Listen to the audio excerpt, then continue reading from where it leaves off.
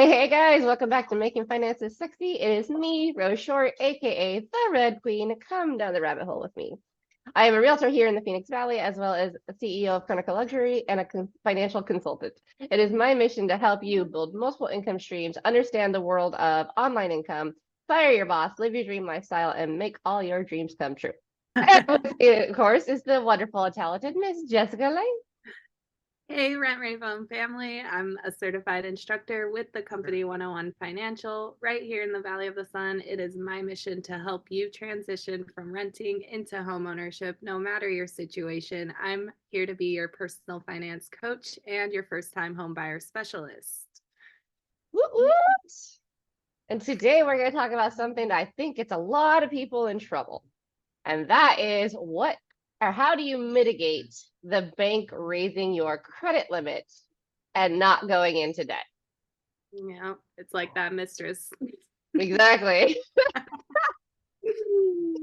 So if you have a good payment history and you're making your payments on time and whatnot, most credit cards will automatically extend your limit, which, from 500 to 1,000 is not likely to get you in trouble. But every time they do it, it seems like they double it, at least from my personal experience. So if you're used to having a $500 card and suddenly you have a $1,000 card, maybe you're going to be okay, right?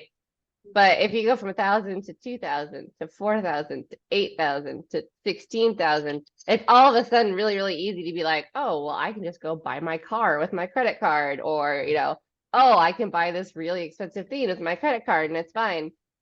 And the next thing you know, you're spending more than you're making to pay off that balance at the end of the month. And that's when the interest rates kick in, and that's when the banks really start to get you.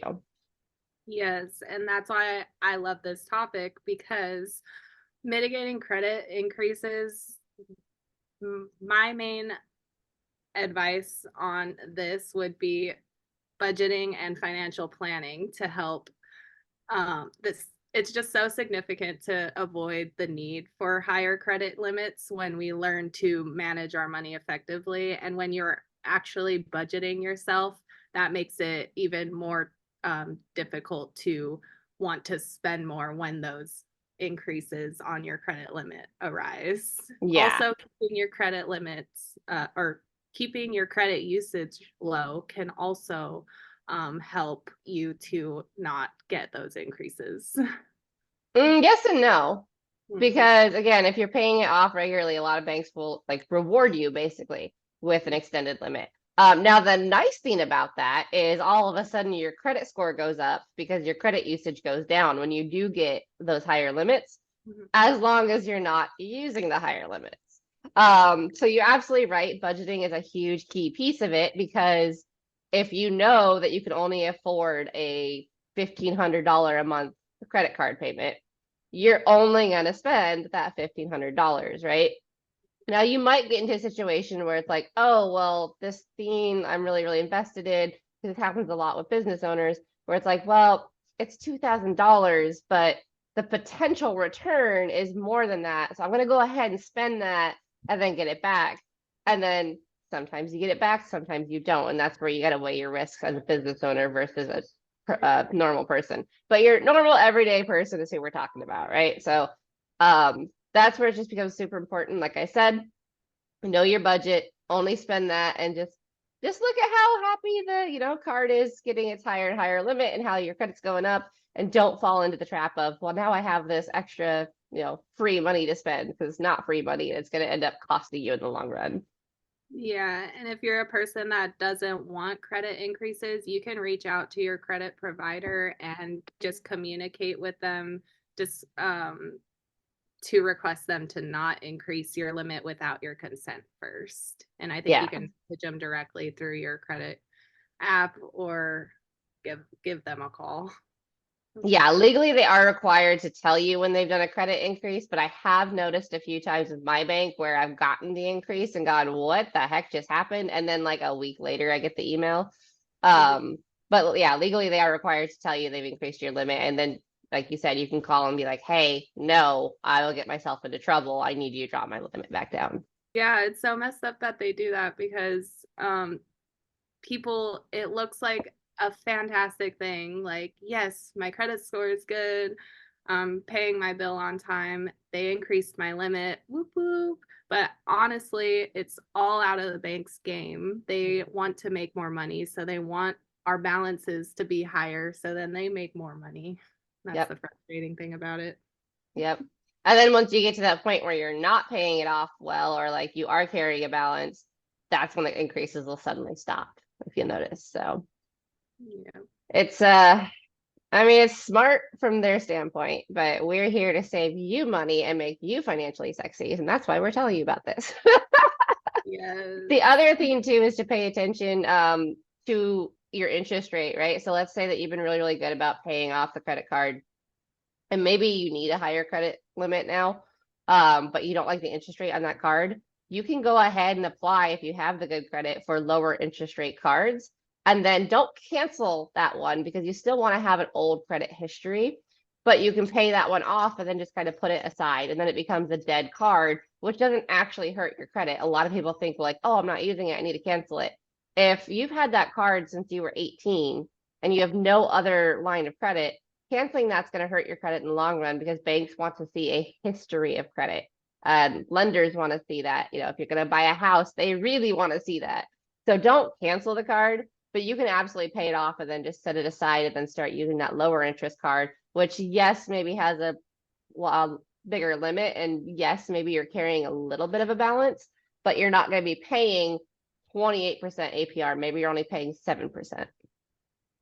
Yeah, that goes back to better financial planning. If you're not paying attention to like your credit cards and your limits on each of them, one thing that I've noticed with my financial students is the department store credit cards. Those get out of control sometimes, Yeah. and we're noticing like I feel almost every store I go into or pass by these days offer their in-store credit cards. They're super easy to get. You could sign up like in 5 minutes at the register. And then I have my students, they have a Victoria's Secret, a Macy's, a Old Navy, and they all have like, 200 here on there, 500, whatever, but they don't know how Yeah. much money exactly is spread across all these credit cards, and then they fall into the pit of not having enough income to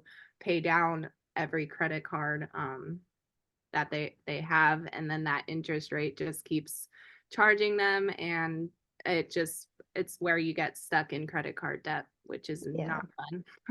Well, and it's such a catch-22 situation too, because those are the easiest credit cards to get. So if you haven't established any type of credit history, like that was my problem for the longest time, was I had absolutely no credit history because I always paid everything in cash. I didn't do loans, like all my cars I bought straight out. And so I had no idea how to even get started building my credit. So I took out a shared secured loan just for the sake of building my credit. But if you don't know to do that, that's how a lot of people start, is the gas company credit cards, or Macy, like that's an old JC Penney back in the day when it was still just a catalog store, had a credit account that a lot of people would use to get that credit going. And I think that's where we, as um people who are of the age where our friends are having kids or things like that, that's where we need to start educating each other of like, hey, when that kid starts to drive, you know, get them a credit card with this low limit and start building their credit right now. Because my dad was really good with credit cards and whatnot, but had he gotten me one when I was 16 and taught me how to use it, I wouldn't have had the fear of it that I had for so long.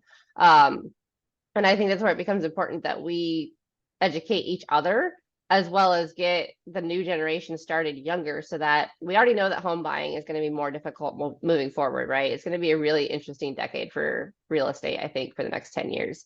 And so let's educate our kids. I mean, not, I'm not having kids, but I'm just saying, if you are a parent, start educating your kid now and take the steps to help them, so that when they are ready to venture out on their own, they already have that credit established. They're already smart with their money.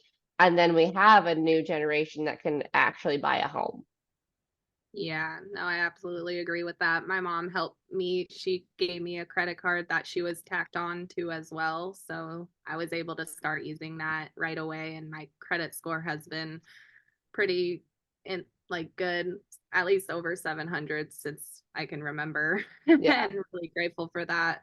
But I see so many other parents these days not financially educating their kids. They're just like, here, go buy this, go, take this cash, go buy your Starbucks and your friends. But that's easy and quick, but the value that comes from taking the time to financially educate them instead of just handing them your cash or your credit card to go buy their Starbucks goes a much longer way than Yeah. just that instant gratification of, here, take my cash and my credit card and Yeah. go. Well, and a lot of that starts with, are they financially savvy, right? Like if the parents aren't financially literate, then of course they can't instill it in the kids. And so that's where like your program is fantastic because it's starting that. And like we talk about generational wealth all the time, but there's generational wealth in knowledge as well. And financial literacy is a great way to, maybe it's not going to be you, maybe it's not going to be your child, but your grandchild might take everything that's been taught and be good enough with money that all of a sudden they start building out actual generational wealth as well. So it's something that we take for granted so often, because again, we're not taught it in school. We're not taught it from our banking people, like unless we have actual money managers, we're not taught how to deal with all this stuff. So it's super important that we start learning and we start teaching people when they're younger. Some tips on responsible credit card usage, I would say, is paying our bills on time, avoiding unnecessary debt. Like, do you really need that JC Penney credit card or whatever? Um, and then using our credit wisely, understanding how much you can spend and not going over that limit can set you up for success with using your credit card. Yeah. And then let's say you do go over the limit, right? Let's say you are in a bind. The best thing that you can do is look at all of the different cards and figure out which one has the highest interest rate and start paying that one down first. And then once that one's paid off, don't just go, oh, I have this extra money. Start taking that amount that you were paying and start paying it to everything else and paying it to everything else and pay it down. That is exactly how Dave Ramsey teaches the baby steps. And that's how a lot of people have gotten out of debt, because instead of going, oh my God, I need to spread this money to all of these, you go, okay, well, this is a 5%, this is a 5%, this is a 27%. Let me pay this one down. Any extra that I get goes to that. And then once that one's down, which is usually your highest payment as well, then you can go, okay, well, these are both 5%. So let me split this payment between the two. Or, well, this one's almost paid off, so let me use this to pay it off. And then I've only got the one to focus on. Yeah. The way I like to do it is I look at which one has the lowest balance and I like to pay those off first because it's easier in my opinion, but Yeah. paying off the lowest balance, and it feels really good because it happens a little quicker depending upon, and typical like interest rates, especially on credit cards, they're all kind of around the same. I've noticed I don't really see too many low interest credit cards as there once were. They're Yeah. all pretty high up there. Yeah. I think they're like between 18 to like 23 or So, 24 or 27. Yeah. mm-hmm. Yeah, they're all pretty high. So it feels good if you pay off one, like your lowest balance, and then hit the next one after that. Yeah. Maybe somewhere in the middle. Because the longer you leave the higher interest one unpaid, the more you're paying in the long run. So yeah, there's some balance that should be struck there between like not wasting any more money, but also getting that reward, that gratification of like, oh, I did it. I finally paid off one. Yeah. So I can see that. So balance. Yes. Check your balances. Yeah. And then the same thing with loans, right? Like, I don't know why, but my bank keeps telling me, like, for the last year, it's been like, oh, you're approved for $35,000 car loan. Oh, you're approved for a $41,000 car loan. Oh, you're approved for a $51,000 car loan. And I'm like, why does this keep going up? And also, it doesn't matter because I'm not looking at buying another car, especially not one is that expensive, because cars to me are such a negative ROI. But when I bought my house, they were like, well, this is what you're pre-qual for. I was like, I don't care what I am pre-qual for. here is the amount I am comfortable with spending, and that is what we're doing. And then, 3 months later, when all of a sudden my job was like, well, we don't like that you advocate for the associate, so bye. I was really happy that I had gone with what I knew I was comfortable with versus what I was pre-qualified for. Because had I bought what I was pre-qualified for, I would have had to have sold instantly. Yeah. Maybe not that dramatic, but it would have been bad. Exactly. And even we talked about purchasing a home is really difficult. I'm in the process of it right now, and it is hard, man. And I'm like, I would not be able to make this happen without being financially literate first. No way. But another problem is renting is more difficult for people. Like, they're really parking down on your credit scores and things like that. And then also coming up with first, last deposit. Like, it's a lot of money up front these days that go into rental properties because the rent's so dang high right now. And so I just want to emphasize the importance again, like you mentioned, that educating ourselves, asking for help if we don't have the structure in our family to provide us this knowledge.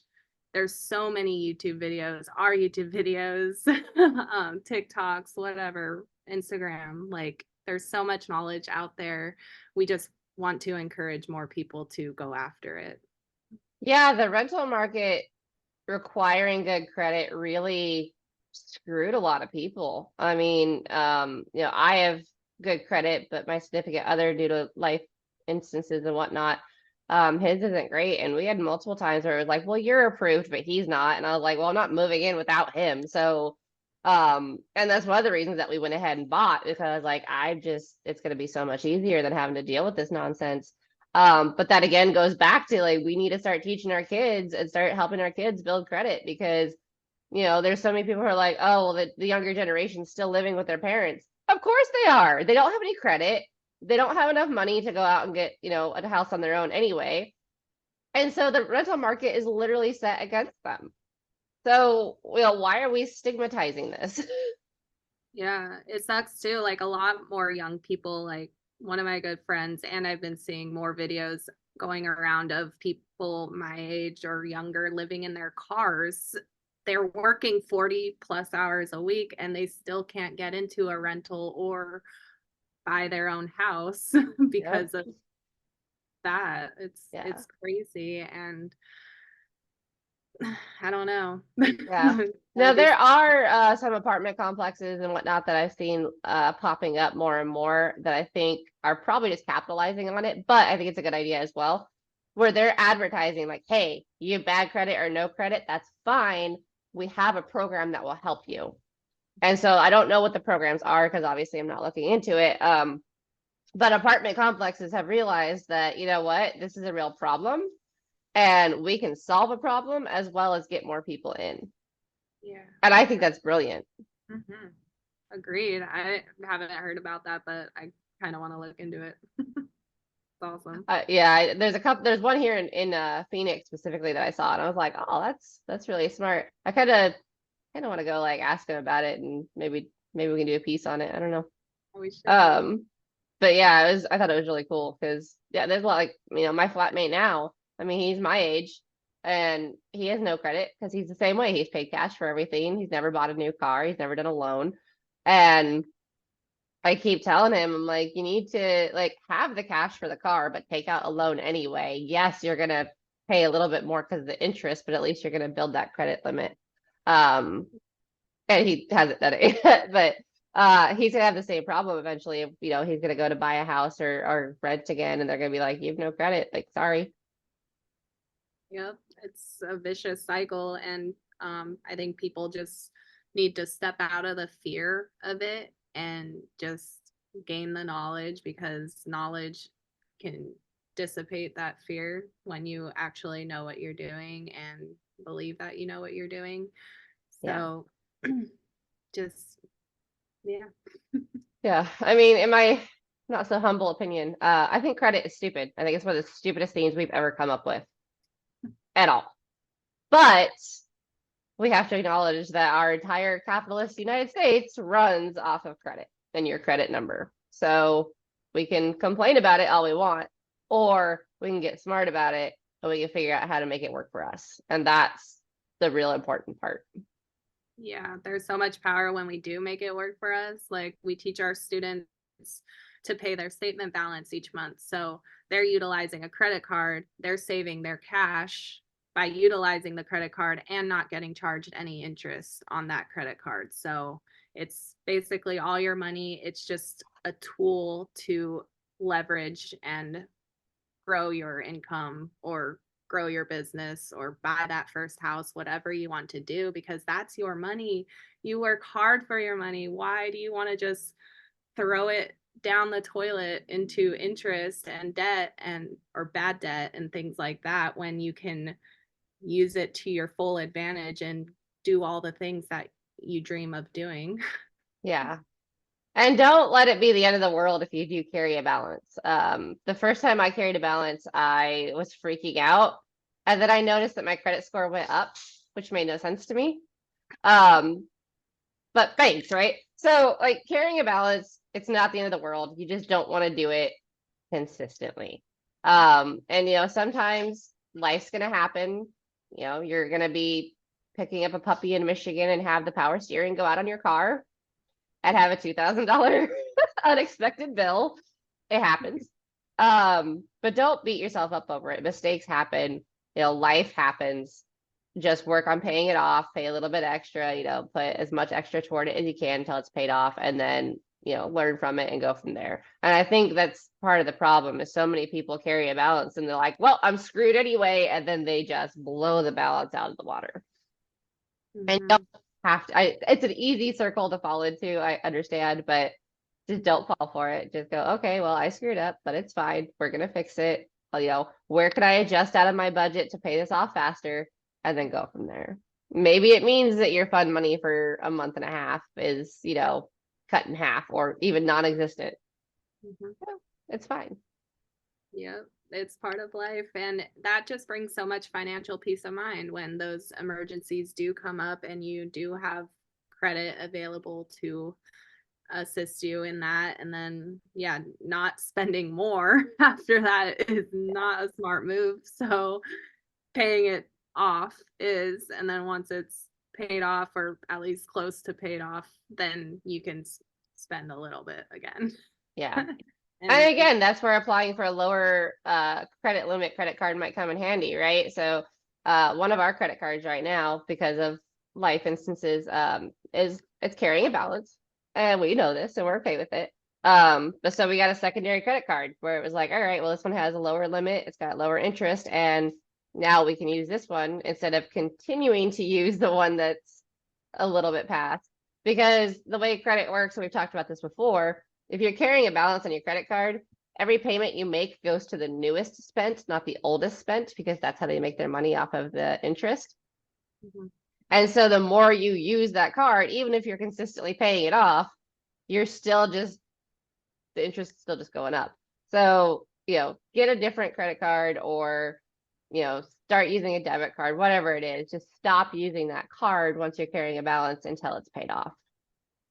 Yeah, and that's a great thing I've noticed more of because I mean, it's annoying getting those in the mail all the time, like you're approved for this loan or this credit card, this and Yeah. that. But actually, like the way Kalani does it when he gets some of those, he'll apply for the credit cards that offer the 0% Yeah. APR for a year. I have one right now, actually, and it's great because we have some business spending to take care of this year. Mhm. So putting it on that 0% APR credit card, why not? Because we're not being charged interest and we have a whole year to pay it off without Yeah.